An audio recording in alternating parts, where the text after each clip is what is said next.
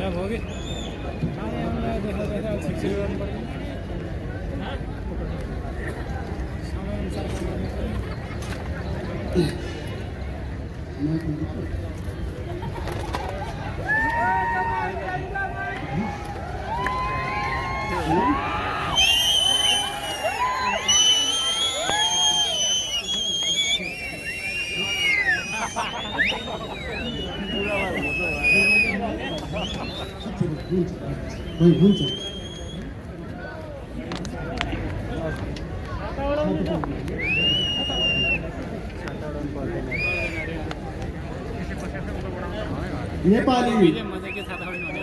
श्रमजीवी जनतामाथि र हाम्रो राष्ट्रमाथि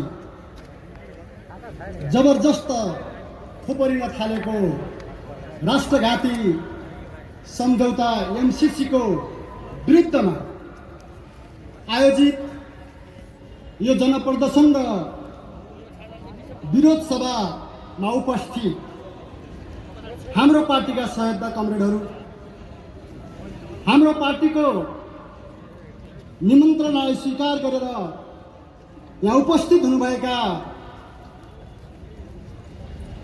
स्थापित नेताहरू, विभिन्न मित्र पार्टीका आदरणीय नेताहरू, आदरणीय शहीद परिवार, बेपत्ता योद्धाका परिवार, घाइते योद्धाहरू, पत्रकार बन्धुहरू, उपत्यकाबाट यो विरोध सभामा सहभागी हुनुभएका आदरणीय कमरेड र मित्रहरू, छिमेकी जिल्लाबाट आउनुभएका कमरेडहरू र मित्रहरू, विभिन्न क्षेत्रबाट हाम्रो पार्टीको धारणा सुन्नको लागि उपस्थित हुनुभएका मित्रहरू, सहयोगी साथीहरू, सुरक्षाकर्मीहरू, सबैमा महाप्रभु पार्टी, जनप्रिय पार्टी केन्द्रीय समितिको तर्फबाट न्यानो लाल सलाम व्यक्त गर्न चाहन्छु। स्वीकार्नुहोस्।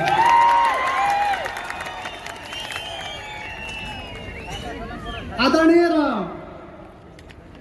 सहयोद्धा सहभागी कमरेडहरू र मित्रहरू, तपाईहरुको बीचमा हामी उपस्थित भएका छौँ। अलि पानी त पर्दैछ, मेरो लागि त केही पनि छैन, तपाईहरु धैर्य गर्नु, किनकि हामी पानी होइन हामी सबैभन्दा ठुलो आपद विपदसँग लडेर आएका मान्छेहरू हौं। हामीलाई कुनै त्यस्तो चासो छैन।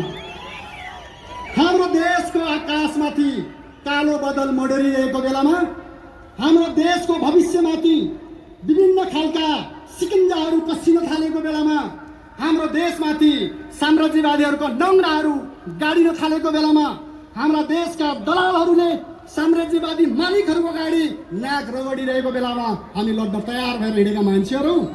त्यसैले यो शीतल हुन्छ, केही पनि हुँदैन, यो ठिक हुन्छ, त्यसलाई हामी सजिलै पचाइदिन सक्छौँ। त मैले यहाँ भन्नु खोजेको कुरा के छ भने मित्रहरू,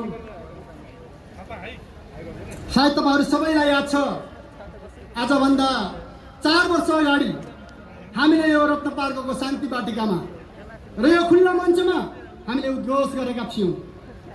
हामी कम्युनिस्ट, हामी लोकतन्त्रवादी, सच्चा जनवादी, हामी सच्चा देशभक्त। हाम्रो मुटुमा नेपाली जनताहरू छन्, हाम्रो मुटुमा हाम्रो देश छ, हाम्रो मुटुमा एउटा सुन्दर नेपाल बनाउने सपना छ, हाम्रो आँखामा एउटा सपना छ। त्यो सपनाको लागि हामी जुनसुकै मूल्य चुकाउन तयार छौँ। हामीले तपाईहरुको बीचमा उद्घोष गरेका थियौँ।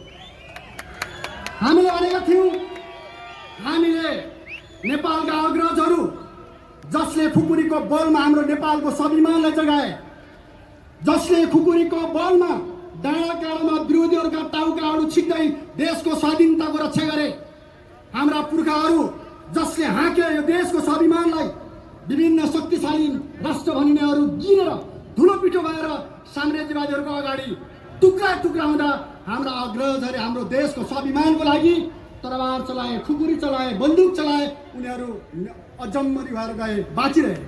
हामीले भन्यौँ, हाम्रा अग्रजहरू जसले नेपाली जनताको अधिकारको निम्ति लगातार सङ्घर्ष गरे, बलिदान गरे, जेल भोगे, आफ्नो जीवन त्याग गरे।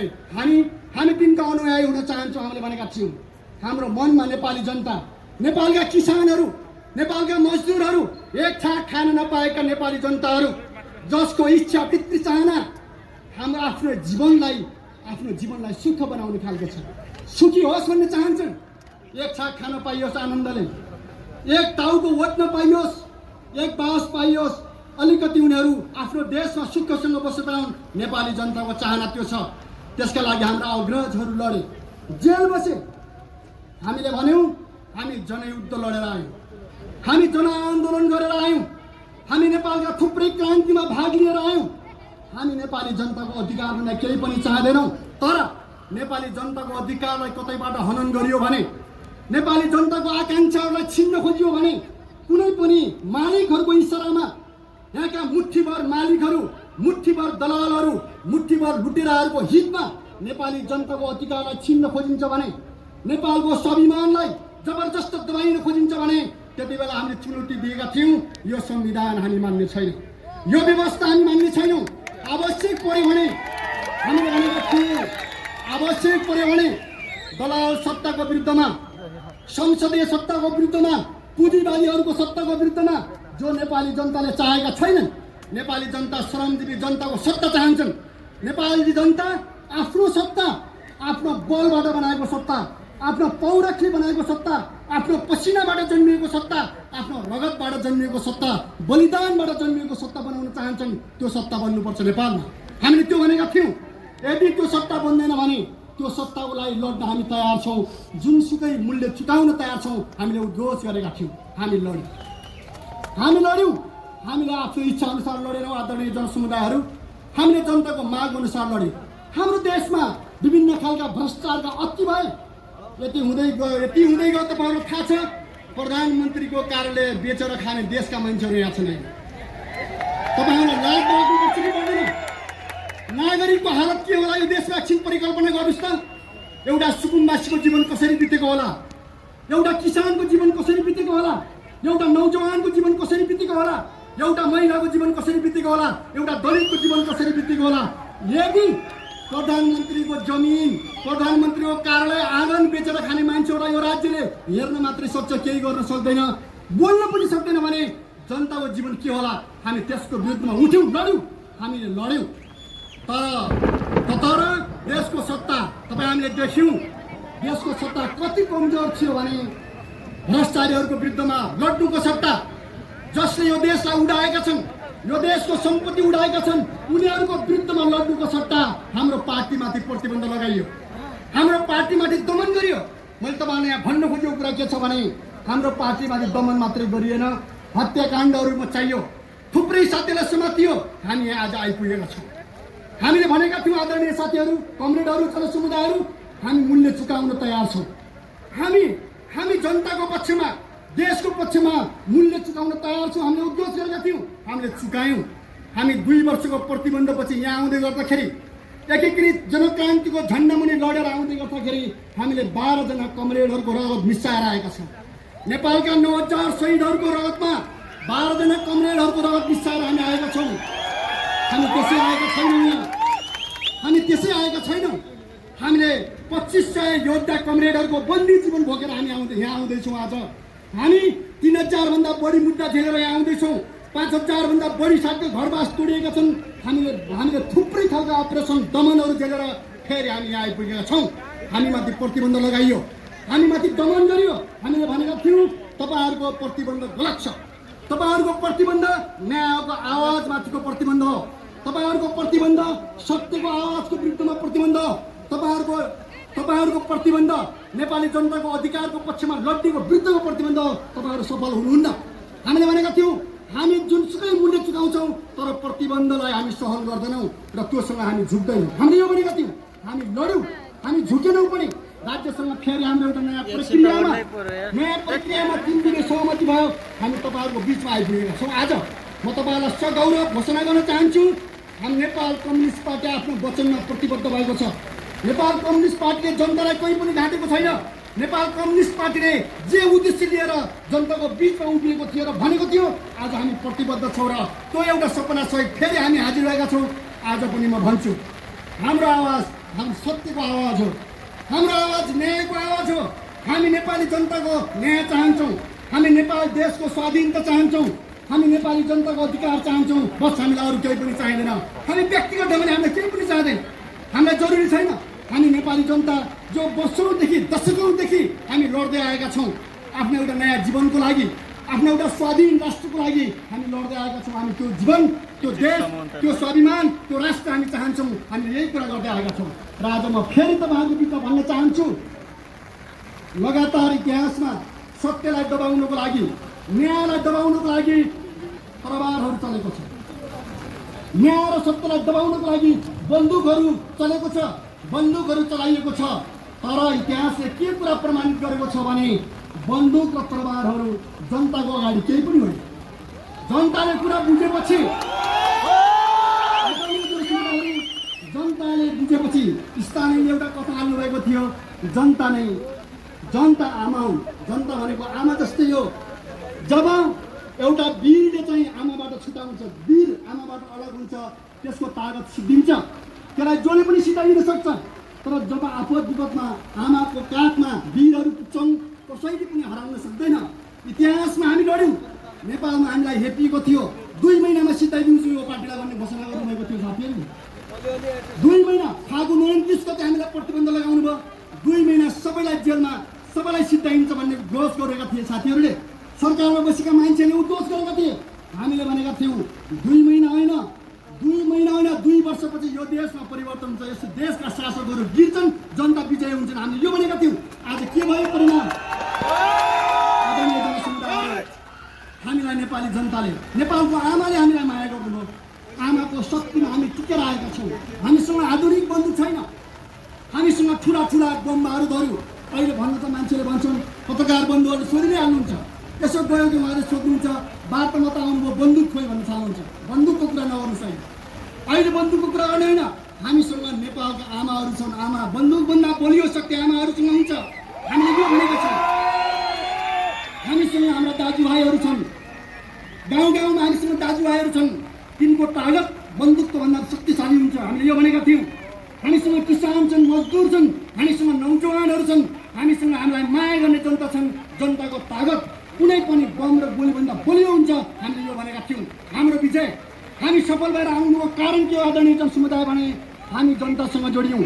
हामीलाई हाम्रो आमाहरूले माया गर्नुभयो, हाम्रा दिदीबहिनीहरूले माया गर्नुभयो, हामीलाई दाजुभाइहरूले माया गर्नुभयो। हामी आज तपाईँहरूको बिचमा आएका छौँ र आज फेरि पनि म तपाईँहरूको बिचमा भन्छु, एमसीसी सम्झौता जो लादिँदैछ, यहाँ धेरै पूर्वक साथीहरूले यहाँ भनि नै सक्नुभयो, एमसीसी सम्झौता यहाँ जबरजस्त लादिँदैछ। हामीले प्रतिबन्धकै बेलामा पढ्यौँ त्यो एमसीसी सम्झौता। हामीले सबै अधपान तलदेखि माथिसम्म, हामीले माथिदेखि तलसम्म हामीले सबै पढेका छौँ, सबै हेऱ्यौँ, बुझ्यौँ। प्रतिबन्ध हुँदाखेरि पनि जो साथीहरू चाहे संसदमा लड्नुभयो, चाहे सडकमा लड्नुभयो, चाहे टेलिभिजनमा लड्नुभयो, सामाजिक सञ्जालमा लड्नुभयो, या अन्य विभिन्न मोर्चाहरूबाट लड्नुभयो, हामीले एकबद्धता जाहेर गऱ्यौँ। हामी छौँ। हामीलाई प्रतिबन्ध भए पनि एमसीसीको विरुद्धमा तपाईँहरू सबै मोर्चाबाट लड्नुहोस्। नेपाल कम्युनिस्ट पार्टीले जुनसुकै मूल्य चुकाएर लड्छ, हामीले घोषणा गऱ्यौँ। हामी लड्यौँ। प्रतिबन्ध हुँदाखेरि पनि हामी लड्यौँ। समुदायहरू लड्नु पनि भयो, हामीले धन्यवाद पनि दियौँ। कमरेड भीमरावलाई हामीले भन्यौँ, तपाईँ लड्नुहोस्, होइन, तपाईँ लड्नुपर्छ। मुटुमा रगत भएको मान्छे लड्नुपर्छ। कार्डहरू मात्रै हो, मालिकहरू देखेपछि 10 कोटी पाउनु सक्दैन। नसामा रगत भएको मान्छे लड्छ, लड्नुपर्छ। हामीले निजामणी पोखरेलजीलाई भन्यौँ, लड्नुहोस्। हामीले एमालेका साथीहरूलाई भन्यौँ, माओवादी केन्द्रका साथीहरूलाई भन्यौँ, हामीले अरू राष्ट्रवादी देशभक्त हाम्रो सुरेन्द्रजीहरूलाई हामीले भन्यौँ, तपाईँहरू लड्नुहोस्। तपाईँहरू बाहिर हुनुहुन्छ, तपाईँहरू लड्नुहोस्। हामी भित्र छौँ, हामी जनताको बिचबाट लड्छौँ, धुलो पिठो पारिदिन्छौँ। हामीले भनेका थियौँ, हामी लड्छौँ। एमसीसी लागू हुन दिँदैनौँ। प्रतिबन्ध हटेछ भने तपाईँहरूसँग खुल्ला सडकमा, प्रतिबन्ध हटेन छ भने एमसीसीलाई पास गर्ने मान्छेहरूको जीवनको बारेमा हामी ख्याल गर्नुपर्छ। हामीले यो भनेका थियौँ। त्यसैले कुरा के छ भने आज पनि हामी भन्छौँ, यो कुनै लुगाइ छिपाइको कुरा छैन, कुनै घुमाइ फिराइको कुरा छैन। एमसीसी नेपालको राष्ट्रिय स्वाधीनताको विरुद्धमा छ, नेपालको सार्वभौमिकताको विरुद्धमा छ, नेपालको स्वतन्त्रताको विरुद्धमा छ, नेपाली जनताको अधिकारको विरुद्धमा छ। कुनै पनि देशले हाम्रो देशमाथि जबरजस्ती सन्धि लाग्न पाइँदैन। एमसीसी आज एउटा बहस छ, यहाँ पढि पनि सक्नुभयो, त्यहाँ थुप्रै बुढाहरू छन्, हामीले हेर्यौँ। यद्यपि यो संविधानको बारेमा हाम्रो सहमति छैन, तर पनि हामीले हेऱ्यौँ मान्छेहरूको चेतना, मान्छेहरूको सोचाइ कति तल छ। हामीले यो अनौठो पनि लाग्छ कहिलेकाहीँ। त्यहाँ एमसीसीको सिधै के लेखिएको छ भने एमसीसी सम्झौता र नेपालको कानुन बाजीको स्थितिमा एमसीसी सम्झौता माथि हुनेछ, त्यसको लागू हुनेछ भनेर भनिएको छ। हामी सबैले पढ्यौँ नि, पत्रकार बन्धुहरूले पनि पढ्नु भएको छ, बुद्धिजीवीहरूले पढ्नु भएको छ। एमसीसी लागू हुनेछ।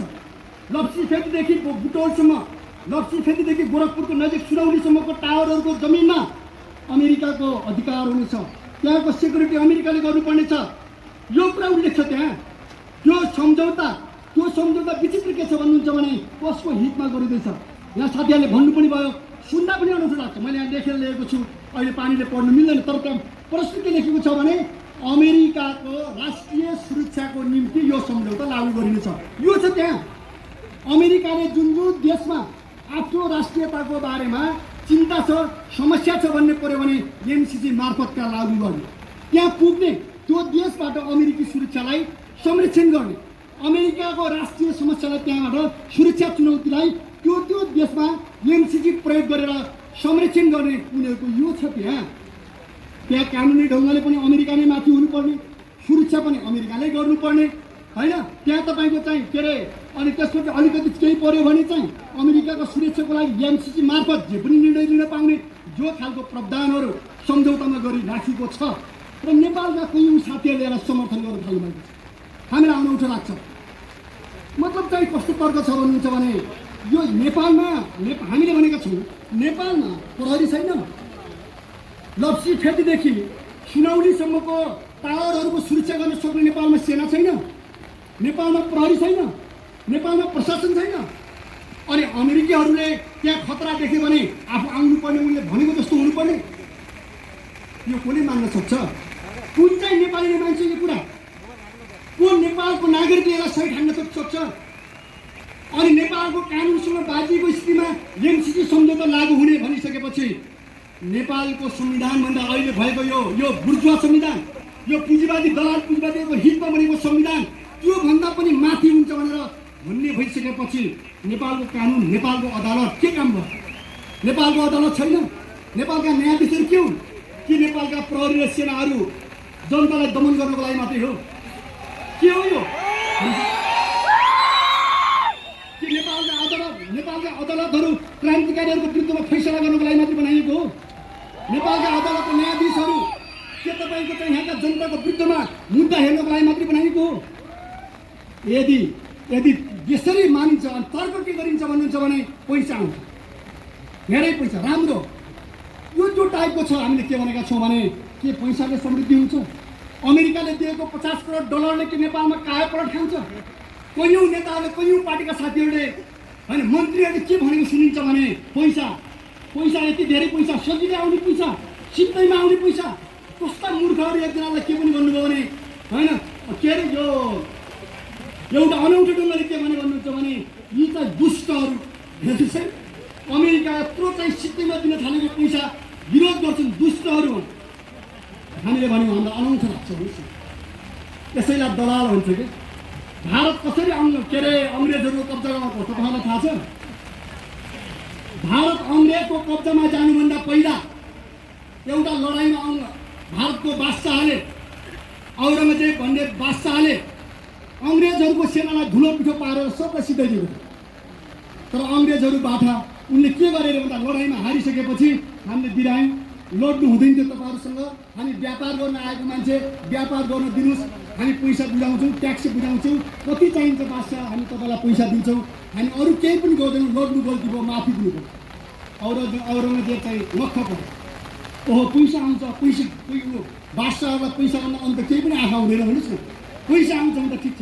तर अङ्ग्रेजहरूले पछि पैसा दिए, बादशाहलाई मजाले सुताए, महलमा सुताए, तर पैसा सँगसँगै अङ्ग्रेजहरूले हतियार भित्राए, सेना बनाए। केही समयपछि यस्तो आयो, केही बादशाहलाई केही ट्याक्स बुझाउने अङ्ग्रेजले, पैसा बुझाउने अङ्ग्रेजले बन्दी बनाएर सारा इन्डियालाई कब्जा गरे। म आज पैसा भन्ने नेपालका केही साथीहरू अङ्ग्रेजले पैसा भन्छ नि, के पैसाले नेपालको समृद्धि रोकिएको हो? केही काङ्ग्रेसका साथीहरू, केही अरूले के भनेको सुनिन्छ भने होइन समृद्धि हुन्छ, विकास हुन्छ। के विकास र समृद्धि पैसाले हुन्छ? पैसाले मात्रै हुन्छ? पैसा चाहिन्छ तर के पैसाले मात्रै हुन्छ? हामीले किन क्रान्ति गर्यौँ? हामीले किन राणा शासनलाई ढालेको? हामीले किन सामन्तवादलाई ढालेको? हामीले किन पञ्चायतलाई ढालेको? हामी किन जनयुद्ध लडेको? हामी किन वैज्ञानिक समाजवादको कुरा गर्दैछौँ? या हामी किन लोकतन्त्रको कुरा गर्छौँ? किन आधुनिक सभ्यताको कुरा गर्छौँ? पैसाले पुग्छ? पैसाले पुग्दैन। मान्छेलाई अधिकार चाहिन्छ, स्वतन्त्रता चाहिन्छ, देश स्वाधीन हुनुपर्छ। विकास र समृद्धिको बाधक पैसा होइन, विकास र समृद्धिको बाधक सत्ता हो, सत्ता। त्यसैले हामीले के भनेका छौँ भने जनताको हातमा सत्ता भयो भने, सत्तामा जनता सत्ताको मालिक भयो भने, साँच्चैका श्रमिक जनता, भोका नाङ्गा जनता सत्ताको मालिक भयो भने पहाड सुनाइदिन सकिन्छ, नदीहरू छुन सकिन्छ, हराभरा बनाउन सकिन्छ देशलाई। हामीलाई त्यो विश्वास छ कि आजका कुनै पनि देशले एकचोटि पैसा कमाउने ठाउँमा पुगेका हुन् कि आज कुनै पनि विश्वका विकसित देशहरू एकासी तिनीहरूसँग पैसा र पुँजी समृद्धि आएको हो? होइन। त्यहाँभित्र लाखौँ लाख जनताको रगत पसिना बगेको छ। आफ्नो देशलाई बनाउनुको निम्ति उनीहरूले ठुलो त्याग गरेका छन्।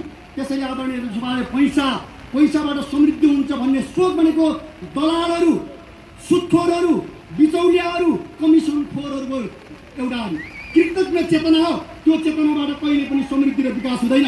हामीले यो कुरा बुझ्नुपर्छ। अनि अर्को कुरा के आउँछ भने एमसीसी पुरै बुझेका छैनन् भन्ने कुराहरू हुन्छ कि कयौँ साथीहरूले हुँदा अस्ति पिएमले पनि भन्नु पऱ्यो पुरै नबुझेर कुरा नगर, यो पढेर त मान्छेले भनिराखेको छ, त्यसै भनेको छ। अनौठो लाग्छ नि हामीलाई त, भन्नुहोस् त। यसो पहिला एउटा युट्युबमा आजकल रमाइलो पनि हुन्छ, म हेर्छु। एउटाले 2टा श्रीमती बिहा गर्छ, हेर्नुहोस्। अनि पहिलो श्रीमतीले त्यो श्रीमानलाई लखेट्दै जानुभयो। उसले भन्दै थियो कि त्यहाँ तिमीले पुरै बुझाएको छैन, तिमीले पुरै बुझाएको छैन भन्छ क्या। गल्ती गर्ने, 2टा स्वास्नी बिहा गर्ने, अनि अर्को चाहिँला पुरा बुझाएको छैन भन्नु क्या। पुरा बुझाएको छैन, पुरा बुझेर महिलाले विद्रोह गरेको हो। त्यो पुरा बुझेर आफूमा त्यो हस्तक्षेप भयो भने त्यो विद्रोह गरेको कुरा हो। त्यो अनौठो लाग्छ नि, भन्नुहोस् त। यहाँ प्रधानमन्त्रीको जमिन बेचेर खाएको छ मान्छेले। बेच्ने मान्छेले के भन्छ? पक्नुस् पुरै बुझ्नु भएको छैन तपाईँहरूले जनतालाई के होइन। हाम्रा दिदीबहिनी र दाजुभाइहरू अरबमा लगेर खाडीमा बेचिएको छ, कोटीमा बेचिएको छ। दलालहरू के भन्छन्? पक्नुस् पुरै बुझेको छैन, तपाईँले पुरै बुझ्नु भएको छ। यही कुरा जसले वास्तविक अधिकारको कुरा बुझेको छ, जसले साँचो बुझेको छ उसलाई बुझेको भन्ने। जसले बुझ्न त बुझेको छ तर आफ्नो बाकसलाई बुझेको छ, आफ्नो भुँडीलाई बुझेको छ, आफ्नो पकेटलाई बुझेको छ, आफ्नो साको सन्तानलाई पुँजीपट्टि बनाउने सोचेको छ। सन्तान दर सन्तान पैसा कमाएर कमिसन खाएर देशको सम्पत्ति उडाउने बुझेको छ। उसले मात्रै कुरा नबुझेको देख्छ जनतालाई। उसले वास्तवमा कुरा उसले नबुझेको। त्यसैले एमसीसी बारेमा नेपाली जनताले कुरा नबुझेको होइन, हामीले कुरा नबुझेको होइन, कुरा वास्तवमा नेपालका दलालहरूले बुझेका छैन।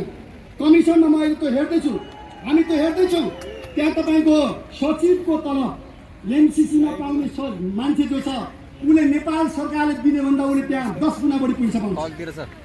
र त्यो पैसा देखेपछि त्यो कर्मचारीको आँखामा रिङटा चल्छ भन्नुहोस् न। र उसले के भन्छ? जनताले कुरै बुझाएको छैन, जनताले कुरा नबुझा होइन, डलर नदेखिएको, डलरले आँखा बन्द भएको थियो भन्नुहोस् न। पैसाको कुरा गर्नुहुन्छ। अनि उहाँहरूले यहाँको सरकारले दिने सुविधाभन्दा बढी एमसीसीले दिएपछि एमसीसीलाई ताली पिट्दै हिँडेका छन्, भजन गाउँदै हिँडेका छन् मान्छेहरू। हामीलाई अनौठो चित्त पनि दुख्यो। नेपालका मिडियाका साथीहरू प्रगतिशील हुनुहुन्छ त हामीलाई खुसी लाग्छ, तर हामीले सुन्नुपर्छ होइन। मास्टर भएर एमसीसीको कुरा चाहिँ प्रचार गरेर आउँछ, मैले पो कुरा बुझाएको छैन भन्छ कि त्यहाँ पनि। तपाईँलाई सुन्नु होला नि, ओहो मैले पो कुरा बुझाएर हिँड्छु, मेरो छोरोले बुझाएर छ भन्दै हिँड्छ कि मास्टर बुढो। बिचरा मास्टरले कुरा बुझाएको थियो नि त होइन। उल्टो गरेर मास्टरले त विज्ञापन यस्तो बजाउने कि एमसीसी त मलाई पुरै बुझाएर हिँड्छु। यसरी मान्छेलाई ब्ल्याकमेलिङ गर्ने, मान्छेलाई एक प्रकारले तपाईँको भजाउने, साफेक गर्ने, खाने, यस्तो टाइपको जो छ यो वास्तवमा कुरा नबुझिएको कुरा होइन, कुरा बुझेको कुरा हो र जनताले कुरा बुझेर अधिकारको लागि लडेको कुरा हो। त्यसैले अझ अर्को कुरासम्म थपौँ। पैसाको कुरा गर्दा केही बुद्धिजीवी साथीहरूसँग हाम्रो कुरा भयो, केही अरू मित्र पार्टीका साथीहरूसँग पनि हाम्रो कुरा भयो। उहाँले सुनाउनु भयो पैसा एमसीसीको 50 करोड डलर भन्दा। अस्ति मात्र मलाई एकजना बुद्धिजीवीले सुनाउनु भयो अहिले पनि यानसेलसँग हाम्रो लडाइँ पनि भयो। यानसेलकै कारणले कयौं कुरा पनि भयो। यहाँ हाम्रो डाक्टर सुरेन्द्र भण्डारीले भन्नु पनि भयो, यानसेललाई जो हामीले कारबाही गर्यौँ नेपाल बहस पनि भयो नेपालमा, हैन। तर आज पनि सुनिँदा त्यति बेला लगभग 1 खरब पैसा यानसेलले मात्रै अपचलन गरेको थियो। 1 खरब लगभग 72 अरब भनेको नजिक 1 खरब वरिपरिको पैसा हो। त्यत्रो पैसा एउटै कम्पनीले अपचलन गरेको थियो। किन काङ्ग्रेस बोल्दैन? किन बोल्दैन काङ्ग्रेस? किन एमाले बोल्दैन? किन माओवादी केन्द्र बोल्दैन? तिनका नेताहरू किन बोल्दैनन्?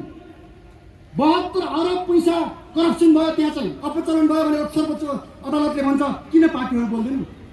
अहिले पनि हामी सुन्दैछौँ 62 अरब कर एनसीले तिर्न बाँकी छ, तिरेको छैन। अस्ति मात्रै मलाई बुद्धिजीवी साथीले भन्दै हुनुहुन्थ्यो, उहाँले भन्दै हुनुहुन्थ्यो एमसीसी को 50 करोड भन्दा त एनसेल एउटै कम्पनीले 62 अरब दिन बाँकी छ। त्यो झार्नु पर्यो नि त।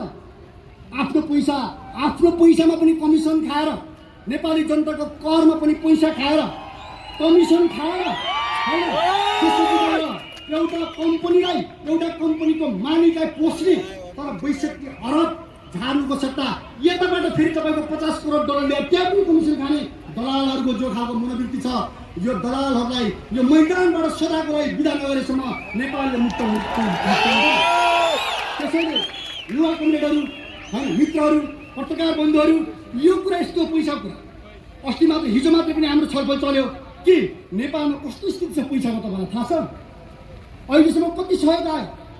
अहिलेसम्म विदेशी ऋण कति आयो? कहाँ प्रयोग भयो? कति करप्सन भयो? कसको हिसाब छ? यो वर्षको बजेट जम्मा 16 खरबको छ, तर अर्को रेकर्ड छ नेपालमा विदेशीको ऋण मात्रै 17 खरब छ। नेपालमा 17 खरब ऋण छैन। 11 अरब भन्दा बढी यहाँ के छ भन्दा बेरुजी छ। 11 खरब पैसा कहाँ प्रयोग भयो कसैलाई थाहा छैन। सरकार बोल्दैन। कसले खायो 11 खरब? किन हिसाब आउँदैन त्यो? त्यसको बारेमा सरकारलाई मतलब छैन, तर उसलाई कमिसन खाने चक्कर छ। जो गयो, हैन, जो माथि पुग्यो उसलाई लुट्ने, खाने, देशको सम्पत्ति उडाउने, त्यो मात्रै उसको चिन्ता। त्यसैले पैसाको कमी नेपालमा होइन, जति पनि पैसा छ। हाम्रो भीमरावले पेश गर्नुभएको सुझाव पत्रमा मैले हेरेँ, उहाँले भन्नुभएको रहेछ एमसीसीले बनाउने भनेको प्रोजेक्टहरू, योजनाहरू संसदको 1 वर्षबाट काट्ने मात्रै हो भने पनि 6 अरब पैसा त्यहाँ बचत हुन्छ, हैन। 5 वर्ष, 6 वर्ष, 10 वर्षमा यदि संसदले लगेर त्यो कहाँ प्रयोग गर्ने जो पैसा छ त्यो पैसालाई मात्रै कटौती गरेर डाइरेक्ट राज्यले लगानी गर्ने हो भने एमसीसीले बनाउने भनेका सबै प्रोजेक्टहरू राज्यले बनाउन सक्छ। तर राज्यलाई मतलब छैन, कमिसन खानु छ, विदेशी मालिकहरूको पाउ मोल्नु छ, उस्तै परिवारै टिपेर उतै भाग्नु छ। यस्तो जो खालको चेतना छ नेपालमा, हामी के देख्छौँ भने यो जो परिवेश छ यसको विरुद्धको सङ्घर्ष आवश्यक छ। हामी त्यसैले आज यो एउटा विरोध सभाको आयोजना हामीले गर्यौँ साथीहरू र कमरेडहरू। अब अर्को कुरा के छ यहाँ भन्नुहुन्छ भने कि यहाँ त जो एउटा बहसहरू चलिरहेको छ, एमसीसी आइहाल्यो भने के गर्ने? हामीले भनेको आज त हामीले एउटा सङ्केत मात्रै गरेको। एमसीसीको त्यो कालो अलिकति जो कालो छाया हाम्रो टाउकोमाथि देखिन खोज्दैछ। हामी सानो झिल्को बोकेर काठमाडौँमा निस्किएका छौँ। यो झिल्को मात्रै हो। आजको दिनमा काठमाडौँमा उत्रिएको जुलुस भनेको एउटा झिल्को, नेपाल कम्युनिस्ट पार्टीले समातेको झिल्को हो। यदि एमसीसीलाई जबरजस्त पास गर्न खोजियो, एमसीसीलाई जबरजस्त नेपाली जनताको टाउकोमाथि थुपर्न खोजियो, केही दलालहरूको कमिसनको लोभमा, केही कम्पनीहरूको कमिसनको लोभमा, पैसा कमाउने ध्यानमा नेपाली जनताको टाउकोमाथि त्यसलाई थुपर्न खोजियो भने यो झिल्को के बन्छ? राको बन्छ, राको। त्यसैले युवा साथीहरू, योमा हामी मात्रै होइन, हाम्रो पार्टी मात्रै होइन, यसमा अघि डाक्टर सुरेन्द्रले भनेको जस्तो हामी एकदम खुल्ला छौँ। आउनुहोस्, ओर्लिनुहोस्, देशको माया हुने हरेक मान्छे ओर्लिनुहोस्, हामी तयार छौँ। पार्टीको डम्फु बजाएर होइन, हामीले भनेका थियौँ एमसीसीको विरुद्धमा बोल्न आउनुहोस्, हामी खुल्ला छौँ। जति पनि पार्टीका साथीहरू हुनुहुन्छ हाम्रो पार्टीको मतलब छैन, आउनुहोस् यो मैदानबाट एमसीसीको विरुद्धमा लडौँ, हामीले यो भनेका थियौँ। साथीहरूले भन्नुभयो हाम्रो पार्टीको अलिकति बन्देज छ भन्ने आउनु भएको छैन, अलिकति गाह्रो भएको, त्यो गाह्रो साह्रो तोडिदिनुहोस्। हामीले भनेका छौँ आउनुहोस् न त, हामी तयार छौँ नि, हामी देशलाई लान्छौँ। आज काठमाडौँमा हामीले झिल्को बालेर निस्केका छौँ। यदि एमसीसीलाई जबरजस्त लाग्न खोज्यो भने सेतीदेखि महाकालीदेखि मेचीसम्म तराईदेखि आइटी सेनादेखि हिमालसम्म भन्नुहोस् न, यो सबै यहाँ जित्ताउनु छ यहाँ। र हामी यसलाई कुनै पनि मूल्यमा नेपालको जनतालाई थोपरिन दिने छैनौँ, जसलाई थोपरिएको स्थितिमा फेरि इन्डियनले 190 वर्ष उपनिवेश भोग्नु परेको जस्तो, औरङ्गजेबको गल्तीले 190 वर्ष इन्डियन नागरिकहरूले अङ्ग्रेजहरूको गुलामी गर्नु परेको जस्तो, आजका शेरबहादुर या अहिलेका गठबन्धन या एमाले या कुनै पनि पार्टीको गल्तीको कारणले हाम्रा नयाँ पिँढीले 190 वर्ष लड्नु नपरोस्। त्यसैले हामी के चाहन्छौँ भने हामीले आजको दिनबाट हाम्रो टाउकोमाथि थुपरिन थालेको साम्राज्यवादीहरूको सकुन्जा, साम्राज्यवादीहरूको सिकन्जा, साम्राज्यवादीहरूको घेराबन्दी, त्यसको दबाव र हस्तक्षेपलाई अन्त्य गर्नको लागि एकजुट हुनुपर्छ र लड्नुपर्छ। हाम्रो आग्रह, हाम्रो अपिल छ। त्यसैले आदरणीय कमरेडहरू, जनसमुदायहरू, हामी निर्धक्कसँग लड्नुपर्छ। अब पार्टीभन्दा पनि माथि हाम्रो देशलाई माओ सेतुङले एकचोटि अपिल गर्नुभएको चीनमा, यत्रो जापानले चीन जस्तो विशाल देशलाई खाइदियो, यत्रो युक्रेनले, सानो इङ्ल्यान्डले अङ्ग्रेज भारत जस्तो विशाल देशलाई खाइदियो। माओ सेतुङले त्यहाँको युवालाई भन्नुभएको थियो, तिमीसँग रगत छैन, चिनियाहरूसँग रगत छैन, चिनियाहरूसँग ताकत छैन। त्यति बेला 45 करोड चिनियाहरू उठ्यो भने जापानलाई के गर्न सकिन्छ? धुलो पिठो बनाइदिन सकिन्छ, धुलो चटाइदिन सकिन्छ। माओले अपिल गर्नुभएको थियो। सब चिनियाहरू एक भएर जापानी साम्राज्यवादको विरुद्धमा लड्दा च्याङ्काई सेकले के भन्यो भने कम्युनिस्टहरूलाई दायाँ मुक्का, बलियो मुक्काले हान, जापानीहरूलाई बायाँ अलिक कमजोर मुक्काले हान भने च्याङ्काई सेकको बुद्धि त्यस्तो थियो, दलालको बुद्धि त्यस्तो हुन्छ। आज पनि हामी के देख्छौँ भने यहाँ लड्ने, अब यहाँ बहस हुन्छ भोलिबाट कसको विरुद्ध लड्ने, एमसिसीलाई बोली मिलाइहालिन्छ, यो नेकपाको विरुद्ध हान्नुपर्छ भन्छ यहाँका दलालहरू भन्नेवाला छन्, भन्लान् पनि। तर हामी के भन्छौँ भने नेपालका 3 करोड जनताहरूले बुझ्ने बेला आएको छ। दलालहरू साम्राज्यवादीहरूसँग मिलेर हाम्रो सम्पत्ति उडाउन आइरहेका छन्, हाम्रो धरती कब्जा गर्न आइरहेका छन्, हाम्रो देशलाई उनीहरूले नियन्त्रण गर्न, अतिक्रमण गर्न आइरहेका छन्। यो बेलामा हामीले बुझ्नुपर्छ, नेपालीहरू एक ढिक्का हुनुपर्छ। त्यति बेला च्याङ्काई सेकको सेनाले, म यो फेरि उतापट्टिको सेनालाई उचालेको कुरा होइन अहिले, यहाँले भोलि भेट्थ्यो, तर मान्छेले भन्दैछन् होइन, त्यो होइन। तर च्याङ्काई सेकको दलालीको विरुद्धमा, च्याङ्काई सेकको आत्मसमर्पणको विरुद्धमा, च्याङ्काई सेकको लेङसे सङ भन्ने कमान्डरको नेतृत्वमा च्याङ्काई सेक राष्ट्रपति भएको मान्छेलाई बानेर कम्युनिस्ट पार्टीलाई बुझाइदिनुहोस्। त्यसैले एउटा समय आउन सक्छ, सबै मान्छे नै हो, कर्मचारी पनि मान्छे हो, प्रहरी पनि मान्छे हो, सेना पनि मान्छे हो, पत्रकार पनि मान्छे हो, हामी पनि मान्छे। तपाईँले के रोज्नुहुन्छ? एउटा समय आउँछ तपाईँले देश रोज्नुहुन्छ कि एमसिसी रोज्नुहुन्छ? तपाईँले जनताको अधिकार रोज्नुहुन्छ कि अमेरिकाहरूको गुलामी रोज्नुहुन्छ? तपाईँहरू पैसा रोज्नुहुन्छ कि स्वाभिमान रोज्नुहुन्छ? तपाईँलाई डलर चाहियो कि आफ्नो धरती चाहियो? नेपालमा एकचोटि त्यो समय आउँछ, ल्याउनुपर्छ, हामी तयार छौँ। त्यसैले हाम्रो के छ भने आदरणीय जनसमुदायहरू, हामी एउटा एक दिन एक समय आउँछ, त्यो नेपाली जनताले सत्य कुरा बुझ्दै गएका छन् र बुझ्नेछन्। एउटा एकता, सबै पार्टीभित्रका इमान्दारहरू एकताबद्ध हुने, सबै इमान्दार नागरिकहरू एकताबद्ध हुने, सबै श्रमजीवी जनताहरू एकताबद्ध हुने, आफ्नो देशलाई बचाउनको लागि एक दिक्का भएर उठ्ने समय आउँछ, ल्याउनुपर्छ। त्यसको लागि हाम्रो पार्टी जुनसुकै मूल्य चुकाउन फेरि तयार छ। मैले तपाईँहरूको बिचमा भन्ने कुरा यो। यसोभन्दा मान्छेले भन्न सक्छन्, चर्का भाषण गरेर भित्रका साथी छुटाउने मान्छे कि छैन पनि भन्न सक्छन्। यस्तो पनि कुरा आउँछ यहाँ होइन। हाम्रो साथी जेलमै हुनुहुन्छ, त्यो हामीलाई थाहा छ होइन। हामीले केपी ओलीको सरकारसँग 3 मुद्दे सहमति गऱ्यौँ र हामीले के भन्यौँ भने 3 मुद्दे सहमतिलाई हामी इमान्दारीपूर्वक पालना गर्न तयार छौँ होइन। पालन गर्नु, राज्यले पनि पालना गरोस्। 2 नम्बर बुँदा अनुसार जनताको बिचमा जान हामी तयार छौँ। 3 नम्बर बुँदा पालना गर्ने काम चाहिँ राज्यको, सरकारको। त्यसमा भनेको छ प्रतिबन्ध हटाउने, त्यसमा भनेको छ बन्दी साथीहरूलाई छोड्ने र झुट्टा मुद्दाहरू खारेज गर्ने, त्यहाँ भनेको छ। तर आजसम्म राज्यले सुनेको नसुने गरिरहेको छ,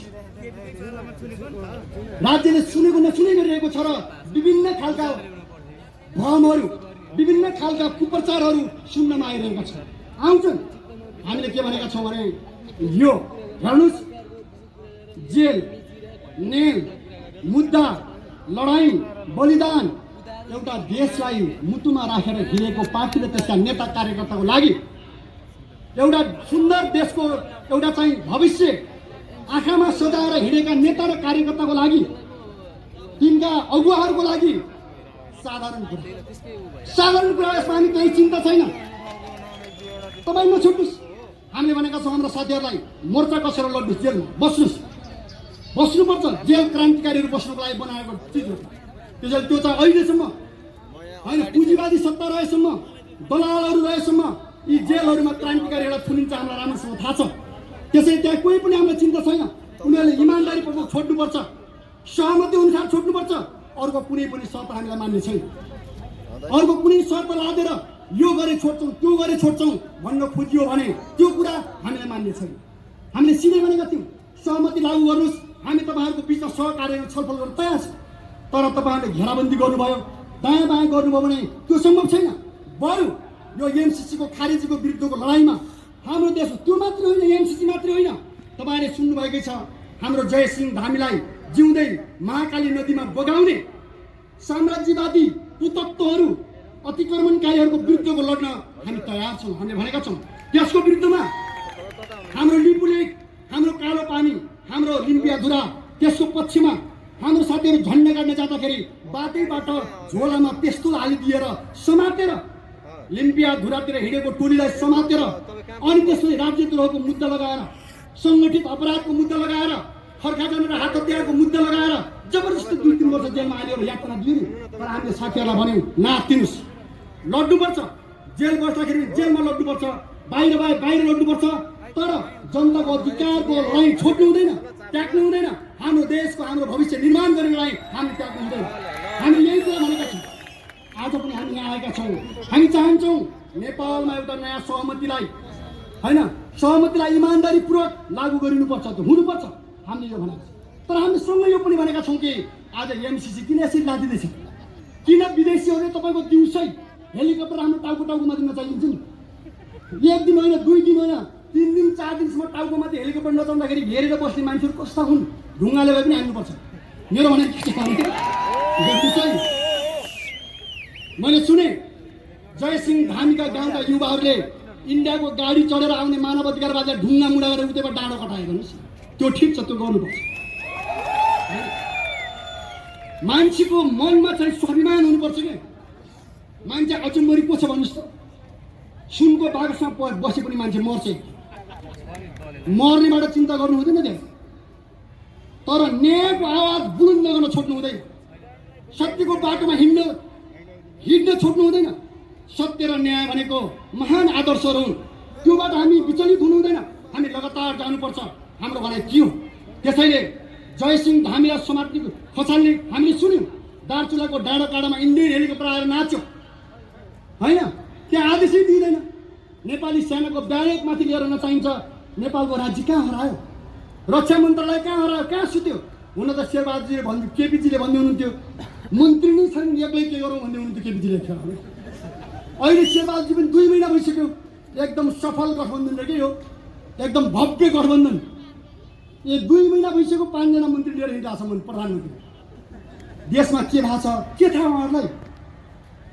प्रशासन कसरी चलेको छ, एडमिनिस्ट्रेटिभ सिस्टम के भएको छ, तल अर्थतन्त्र के भएको छ, राजनीति के भयो, भस्मासुर चाहिँ हामीले हेर्छौँ तल ग्राउन्डमा।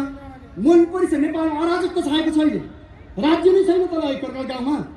कसले अनुगमन गर्ने, कसले निरीक्षण गर्ने, को उत्तरदायी हुने? एक प्रकारले देश राज्यविहीन जस्तो भएर बसिरहेको छ। यो मौकामा कमिसनखोरहरू, तस्करहरू, भ्रष्टाचारीहरू यति मौलाएका छन् नि। साँझ रोपेको बोट बिहान 3 पात भएर निस्किन्छ भन्थ्यो नि गाउँघरतिर। अहिले भ्रष्टाचारीहरू त्यस्तै भएका छन्। साँझ तपाईँको 1000पति, बिहान हेर्दाखेरि करोडपति हुने जमाना छ आजकल। हेर्नुहोस् न, मस्त छन् तिनीहरू। छुनफेक कतै छैन। बेरुजु भन्नुहोस् त, बेरुजु राज्यको बेरुजु 11 खरब पुग्यो अरे। अनि त्यो भन्दाखेरि मन्त्रीले मजा आउँछ कि 11 खरब कसले खायो होला, मैले त पाएँ नि क्या भने यस्तो छ। यहाँ खोज्ने होइन, कारवाही गर्ने होइन। मेरो भागमा आयो कि आएन भने चिन्ता छैन।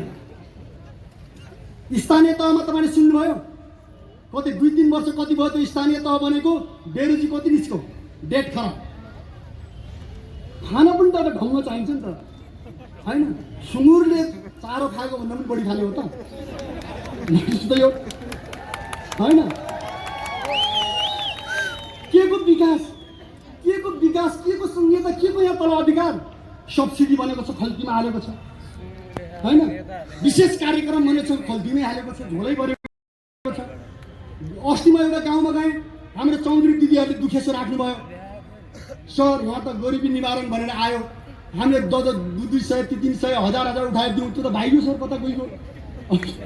म अनाउँछ, मलाई बडो भावना पनि लाग्यो के हेर्नुहोस् होइन। बिचरा चौधरी दिदीबहिनीहरू एउटा कुखुरा बेचेर, अलिकति लसुन बेचेर जम्मा पारेको पैसा, नाम छ गरिबी निवारण, संस्थाको नाम छ गरिबी निवारण। के त्यो गरिबी निवारण बसेर मान्छे कस्तो छ भने हाम्रो लसुन र कुखुरा बेचेर जम्मा पारेको दिदीबहिनीको पैसा उठाएर भाग्छ कि। अनि त्यस्तो मान्छेलाई राज्यले संरक्षण गर्न आएको छ कि। राज्यले त्यसलाई राम्रो देख्छ, यो पो हो त गरिबी निवारण। तलका भएको 2-4 पैसा ताप्ती पारेर आफ्नै खल्ती भर्ने भने जस्तो मिलेर खाने। मैले पिएमलाई पनि भने के को सब्सिडी तपाईँहरू, कहाँ छ सब्सिडी? बाख्रा पालन गरेर लगेको भने अर्काको जनताको बाख्रा देखाउने, खोर पनि अर्काकै देखाउने, निवेदन हाल्ने, 10 लाख निकाल्ने, खल्तीमा भर्ने टाप गर्छ। कर्मचारीसँग मिलेर यो गरिरहेका छन्। एक थरी कर्मचारी र राजनीतिक कार्यकर्ताहरू मिलेर भागबन्ड लाएर खाइरहेका छन्। त्यहाँ कुनै बाख्रा सारा गाउँमा केही पनि छैन, सबै सब्सिडी पैसा मान्छेले केही भ्रष्टहरूले खाएर हिँडेका छन् भन्नुहोस् न। मैले सुन्दैछु पहिला पञ्चायतको जमानामा कर्णालीमा एउटा राकम पुल भन्ने थियो, त्यो राकममा 2 चोटक पुल बन्यो अरे, पास भयो, पैसा पनि खाइसक्यो, तर जनता चाहिँ डुङ्गा तर्नु पर्थ्यो कि। सर यही हो, हामी त्यो जनयुद्ध लड्दाखेरि जनताले भन्थे यहीँनिर हो सर, 2 पटक पास गरेर खायो, पुल पनि छैन, केही पनि छैन, पहिले खाइसके पुल बन्यो भनेर 2 पटक खायो। भर्खरै म कर्णालीको हुम्लाको कुरा सुन्दैछु, बाटो पास गरिसके, म बाटो पास गरेको छैन, खनेकै छैन, बाटोको पैसा लिएर खाइसक्यो। मलाई माओवादी केन्द्रको एकजना साथीले भन्दै हुनुहुन्थ्यो, मैले 72 लाख रुपियाँ एउटा बाटोमा हालेँ, 15 लाख यताउता गरेँ सर, अरू सबै खाइहालेँ भन्नुहुन्छ। मैले त पार्टी छोडेँ भने, राम्रो स्थापित नेता। म त यस्तो छ देशको हालत, कति करप्सन छ, कति भद्रगोल छ देशमा भन्नुहोस् त। यो छ भन्यो भने तपाईँ आतङ्ककारी, यो छ भन्यो भने तपाईँ उग्रवादी, यो छ भन्यो भने तपाईँ देशद्रोही। यस्तो हो त? अनि त्यो मानेर हामी बस्ने, त्यो स्वीकार गरेर हामी बस्ने, त्यसैले त्यो मिल्दैन। त्यसैले हामीले भनेका छौँ, यो करप्सन, यो भ्रष्टाचार, यो व्यथिति, खरबौँको बेरुजु, कोही पनि उत्तरदायी नहुने यो जो परिपाटी छ, हामीले भनेका छौँ ठिक छ, मान्छेले खायो, कसले खायो, ठिकै हो, त्यहाँ जे होला, यो सत्ताको कारण। यसको मूल कारण दलाल पुँजीवादी सत्ता। नेपाली जनताको हातमा सत्ता आएको छैन, नेपाली श्रमिक जनता सत्ताको मालिक बनेका छैन। जनयुद्ध 9 जनवादको लागि लडिएको थियो, जनयुद्ध वैज्ञानिक समाजवादको लागि लडिएको थियो, जनयुद्ध महान आदर्श साम्यवादको लागि लडिएको थियो। म अहिले हेर्छु जनयुद्ध लडेका कमान्डरहरू संसदमा हुनुहुन्छ, पैसाको ठुलो चाङ छ, त्यहाँ लडाइँ छ अहिले। अनि हाम्रो अर्थमन्त्रीजी बङ्कर कब्जा गर्न हिँडे जस्तै डौडेर पारि बजेर जानुहुन्छ भन्नुहोस् न, है हालत यस्तो छ। अर्को मान्छे के गर्छ, अर्को पार्टी पुलिसको कानमा चढेर छेक्दैछ त्यहाँ फेरि भन्नुहोस् न। यो नाटक, यो खालको एउटा भन्ने देशको एउटा विचित्र अवस्था जो देखिन्छ, त्यसले हामी के देख्छौँ भने दलाल पुँजीवादी सत्ता भएसम्म यो नाटक चलिरहन्छ, यस्तो मञ्चन भइरहन्छ, यस्तो खालको व्यथिति भइरहन्छ। त्यसैले त महान एउटा आदर्श, एउटा वर्गविहीन समाज, एउटा जातिहरूको अन्त्य गर्ने, एउटै मानव जाति बनाउने, वर्गहरूको अन्त्य गर्ने, एउटै सभ्य वर्ग बनाउने, देशहरूको अन्त्य गर्ने, संसारलाई एउटै मानव भावनामा बाँच्ने सभ्यता, एउटा आधुनिक सभ्यता, मानव जातिको सबभन्दा उत्कृष्ट सभ्यता साम्यवादको अनुसन्धान भएको। त्यसैले हामी कम्युनिस्टहरू हामी त्यसको लागि लडेका हो। हामीलाई देश पनि चाहिन्छ। आजको दिनमा हामी देशभक्तहरूसँग सहकार्य गर्छौँ, जान्छौँ होइन, हामी साँच्चैका प्रगतिशील लोकतन्त्रवादीहरूसँग सहकार्य गर्छौँ, हामी जान्छौँ। तर हामी लड्ने, हामीले सोचेको भनेको जुन दिनसम्म जनताको हातमा सत्ता आउँदैन, जुन दिनसम्म नेपाली जनताहरू, श्रमिक जनताहरू सत्ताको साँच्चैको मालिक बन्दैनन्, त्यति बेलासम्म कुनै पनि व्यथिति, भ्रष्टाचार, अत्याचार, दमन या ठगी, तस्करी, यो खालको एउटा कमिसनखोरी अन्त्य हुँदैन। त्यसैले जनसमुदायहरू हामीले त्यो आदर्श, त्यो मूल्य, त्यो उद्देश्यबाट कहिले पनि आफूलाई विमुख गर्नु हुँदैन, पछि फर्किनु हुँदैन। त्यसको लागि हामी निरन्तर अगाडि बढ्नुपर्छ, हामी त्यो भनेका छौँ। त्यसैले हामीले भन्यौँ हामी त लड्न तयार भएर हिँडेको मान्छे। नाचघरमा पत्रकार साथीहरूले सोध्नुभएको थियो यदि संविधान तपाईँहरूले नमान्दा पनि आयो भने के गर्नुहुन्छ? हामीले भनेका छौँ हामी विद्रोह गर्छौँ, हामी विद्रोह गर्छौँ। हामीले भनेका थियौँ, हामीले गऱ्यौँ पनि, हामी लड्यौँ। आज यहाँ आएका छौँ हामी। मैले भन्नु खोजेको कुरा के हो भनेदेखि आफ्नो मान्यताको लागि, आफ्नो उद्देश्यको लागि, आफ्नो लक्ष्यको लागि हामी फर्किनु हुँदैन, हामी झुक्नु हुँदैन, हामी कुनै पनि त्यस्तो गलत सम्झौता या साँठगाँठमा हामी पर्नु हुँदैन। हामी निरन्तर अगाडि जानुपर्छ। हो, परिवेश अनुसार केही समय पर्खिनुपर्छ, केही समय हामीले त्यहाँ विभिन्न खालका मोर्चाहरू बनाउनुपर्छ, सहकार्य गर्नुपर्छ। तर मानव जातिलाई एउटा सुन्दर भविष्यतिर डोर्याउनबाट हामीहरू विमुख हुनु हुँदैन। हामीले भनेको कुरा यो आज पनि हामी भन्न चाहन्छौँ। आज हामी यहाँ आइपुगेका छौँ, हामी यो व्यवस्थाको विकल्प चाहन्छौँ। हामी लड्यौँ, यो व्यवस्थाको विरुद्धमा फेरि हामी लड्यौँ। हामी आज आइपुगेका छौँ, यहाँ आइपुगेका छौँ। तर पनि हामी भन्छौँ भने के भन्छौँ भने दलाल पुँजीवादी सत्ता रहेसम्म नेपाली जनता अधिकार सम्पन्न हुँदैन, नेपालको देश स्वाधीन हुँदैन। त्यसैले वैज्ञानिक समाजवाद यसको विकल्प। दलाल पुँजीवादी सत्ता र संसदीय व्यवस्थाभन्दा कैयौँ सयौँ गुणा राम्रो वैज्ञानिक समाजवाद नेपाली जनताको लागि हित गर्छ। त्यसको लागि चाहिँ हामीले भन्यौँ, उहाँहरूले भन्नुभयो त्यसको लागि तपाईँहरूसँग बहस गर्न तयार छ, छलफल गर्छौँ। तर तपाईँहरू बन्दुक बोक्नुहुन्छ, तपाईँहरू सशस्त्र सङ्घर्षको कुरा गर्नुहुन्छ। जनतामा आउनुहोस् न, जनताको मन जितेर लानुहोस्, जनतासँग कुरा गर्नुहोस्। हामी तयारै छौँ यो भन्ने गर्नु। हामी आएका छौँ। अघि हाम्रो अगाडि बढ्ने कमरेडहरूले पनि भन्नुभयो हामी आएका छौँ। हामीले के भन्यौँ भने हामी आवश्यक पर्दाखेरि लडेर पनि अगाडि बढ्छौँ। तर यदि राज्यले हाम्रो कुरा सुन्छ भने, राज्य इमान्दार बन्छ भने, राज्यले जनताको आकाङ्क्षा र भावनालाई सम्बोधन गर्न तयार हुन्छ भने हामीले के भनेका छौँ भने शान्तिपूर्ण तरिकाले जनमतद्वारा हामी प्रतिस्पर्धा गर्न पनि तयार छौँ। आजको दिनमा हामीले यो भनेका छौँ नेपालमा संसदीय व्यवस्था सिद्धान्तबाट मात्रै होइन व्यवहारबाट पनि फेल भइसकेको छ, असफल भएको छ, सङ्कटमा परेको छ। त्यसैले नेपाली जनता यो चाहँदैन। मैले प्रचण्ड कमरेडसँग कुरा गर्दाखेरि पनि भने, केपीजीसँग पनि हामीले कुरा गऱ्यौँ, अरू सबै नेताहरूसँग कुरा गर्दाखेरि हामीले भनेका छौँ नेपाली जनताले परिवर्तन चाहेका छन्।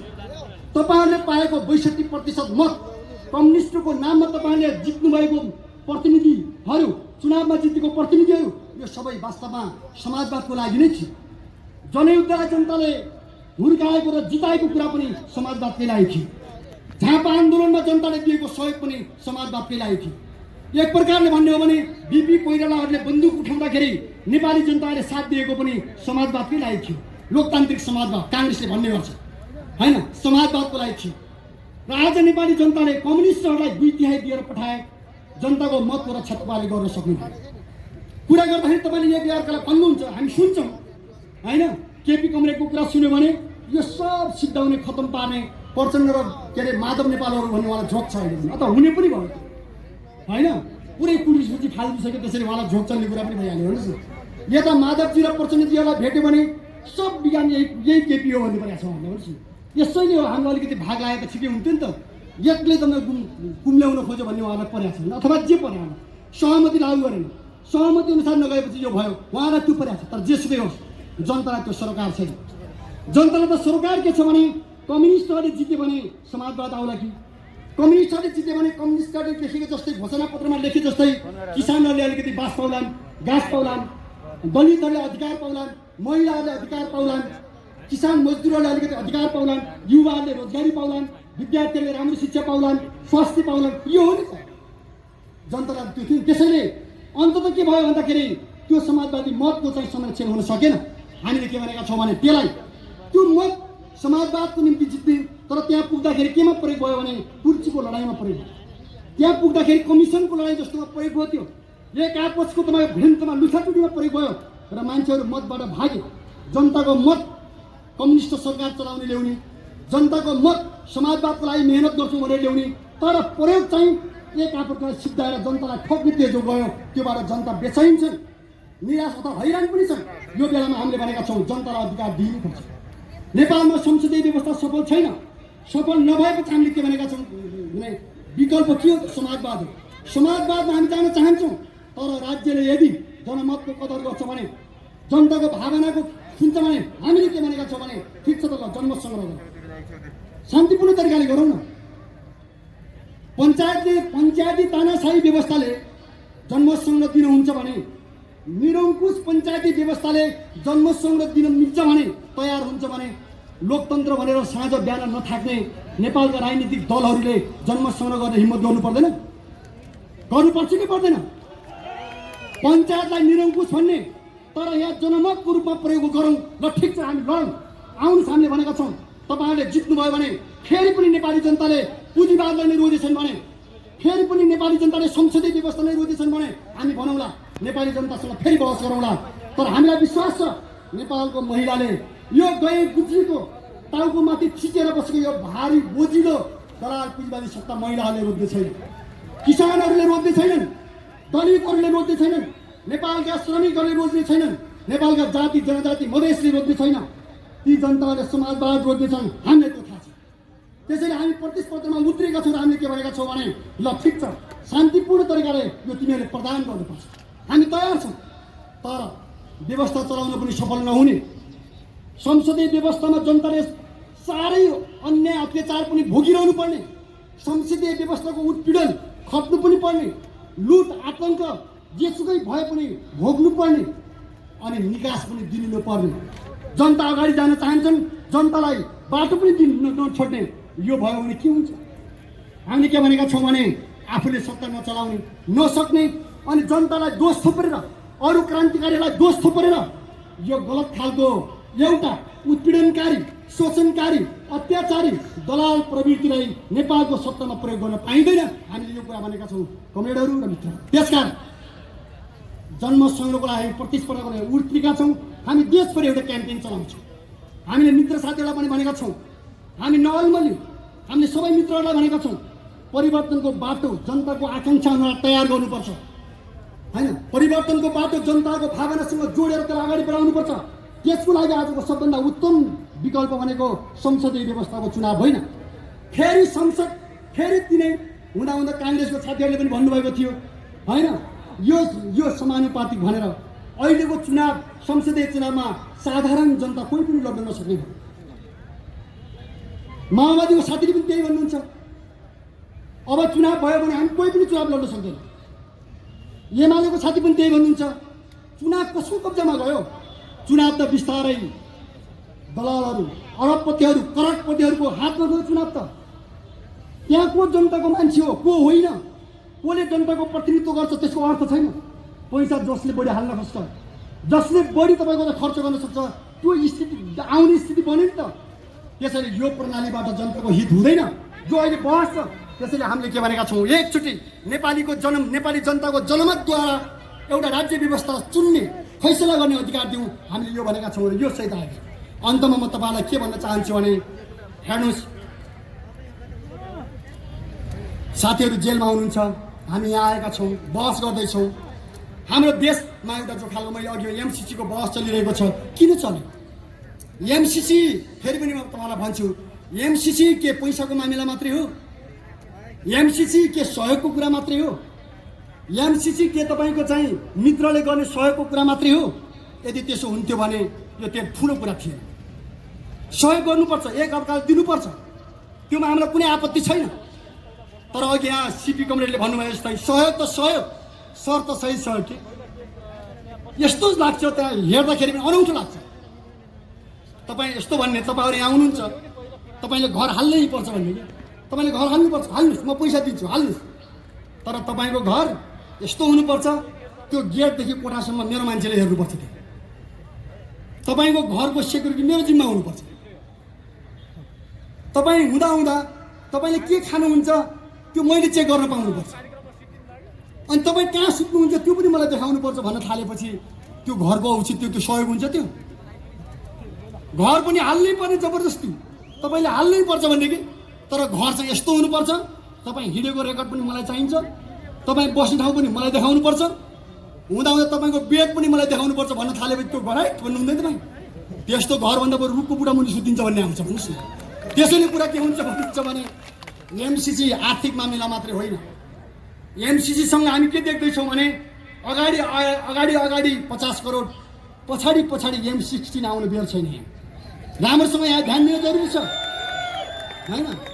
अगाडि अगाडि अगाडि अगाडि MCC सम्झौता, पछाडि पछाडि अमेरिकाको कानुन यहाँ आउँदैछ, अमेरिकी सरकारको कानुन यहाँ आउँदैछ।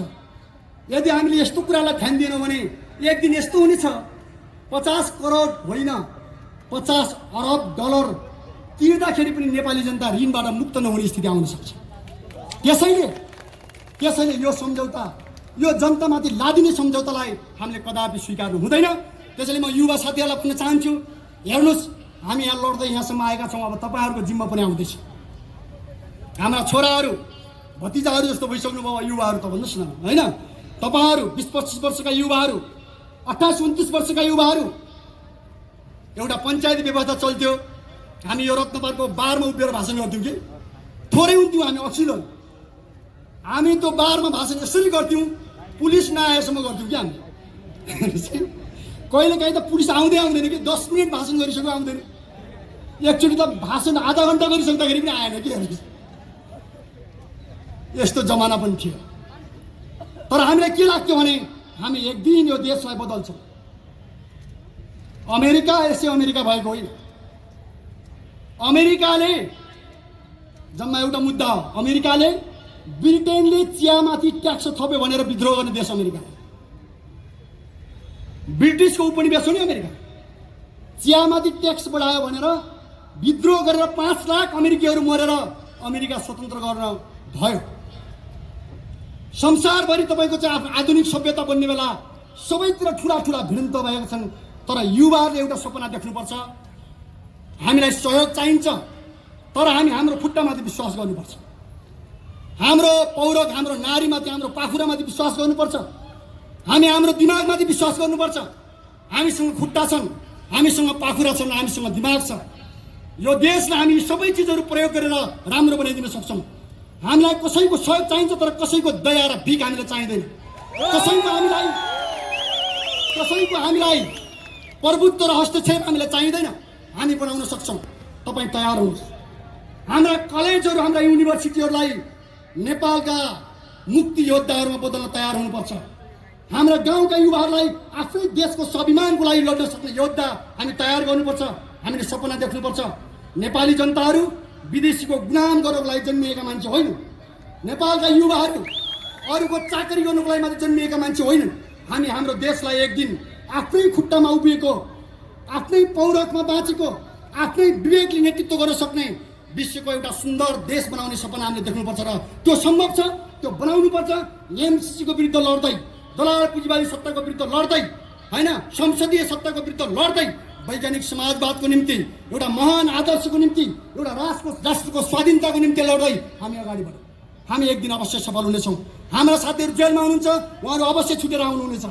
हाम्रा मुद्दाहरू छन् ती खारेज हुनेछन्। खारेज भएनन् भने त्यसलाई खारेज गरेर गइनेछ र सङ्घर्षको मैदानबाट सारा चिजलाई अगाडि बढाइनेछ। म यो कुरा तपाईँहरूसँग भन्दै आज हामी आनन्दले आजको रात यसरी सुतौँ। सबै युवा साथीहरू यसरी सुत्नुहोस्। तपाईँको सपनामा नयाँ नेपाल देखियोस्। धन्यवाद। लाल सलाम।